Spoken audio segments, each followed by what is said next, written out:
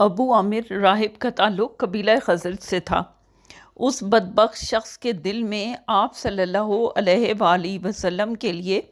حسد، کینہ اور بغض کے جذبات کوٹ کوٹ کر بھرے ہوئے تھے۔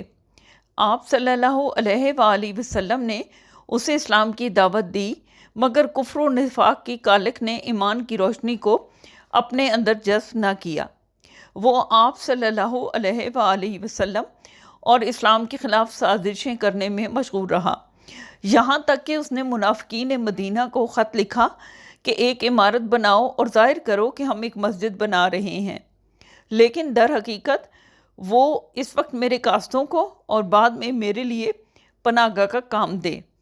اس میں جمع ہو کر منصوبہ سازی کی جا سکے، آئندہ ہونے والی جنگ کے لیے ہتھیار وغیرہ چھپا کر رکھے جا سکیں، اور مسلمان جو مسجد قباء میں جا کر اکٹھے نماز پڑھتے ہیں ان میں تفرقہ پیدا کیا جا سکے۔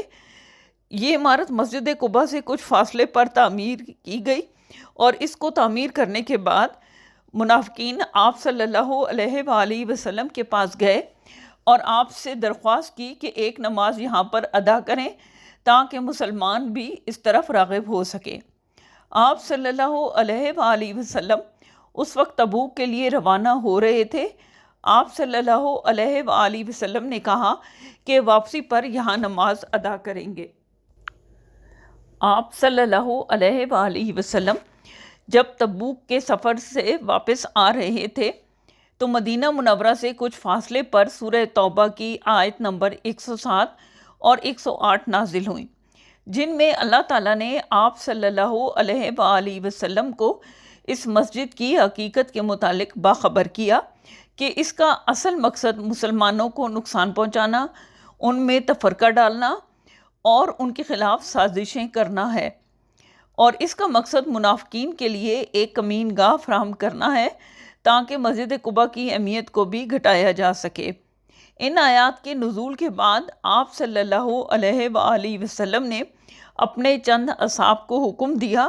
کہ ابھی جا کر اس مسجد کو ڈھا دو اور اس میں آگ لگا دو۔ اس حکم کی تعمیل کی گئی اور عمارت کو ڈھا کر زمین برابر کر دی گئی۔ مسجد ضرار کے اس واقعے میں ایک گہرا سبق پوشیدہ ہے۔ امت میں انتشار، فتنہ، فساد اور نفاق پیدا کرنے والا عمل خدا اور اس کے رسول صلی اللہ علیہ وآلہ وسلم کے نزدیک ہرگز قابل برداشت نہیں۔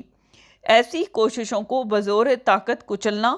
اور نفاق کی نشانیوں کو صفحہ ہستی سے مٹانا لازم اور فرض ہے۔ سورہ توبہ کی آیت نمبر 107 میں ارشاد ہوتا ہے، اور منافقین میں سے وہ بھی ہیں جنہوں نے ایک مسجد تیار کی ہے مسلمانوں کو نقصان پہنچانے اور کفر کو تقویت دینے اور اہل ایمان کے درمیان تفرقہ پیدا کرنے اور اس شخص کی گھات بنانے کی غرض سے جو اللہ اور اس کے رسول صلی اللہ علیہ وآلہ وسلم سے پہلے ہی سے جنگ کر رہا ہے،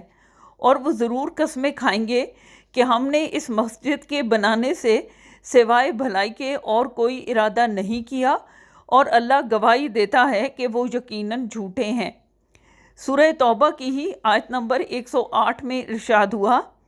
اے حبیب صلی اللہ علیہ وآلہ وسلم، آپ اس مسجد کے نام پر بنائی گئی عمارت میں کبھی بھی کھڑے نہ ہوں، البتہ وہ مسجد جس کی بنیاد پہلے ہی دن سے تقوی پر رکھی گئی ہے حقدار ہے کہ آپ صلی اللہ علیہ وآلہ وسلم اس میں قیام فرما ہوں۔ اس میں ایسے لوگ ہیں جو ظاہراً اور باطن پاک رہنے کو پسند کرتے ہیں، اور اللہ طہارت شعار لوگوں سے محبت فرماتا ہے۔ ویڈیو پسند آئے تو لائک اور شیئر کریں، چینل کو سبسکرائب کر لیں۔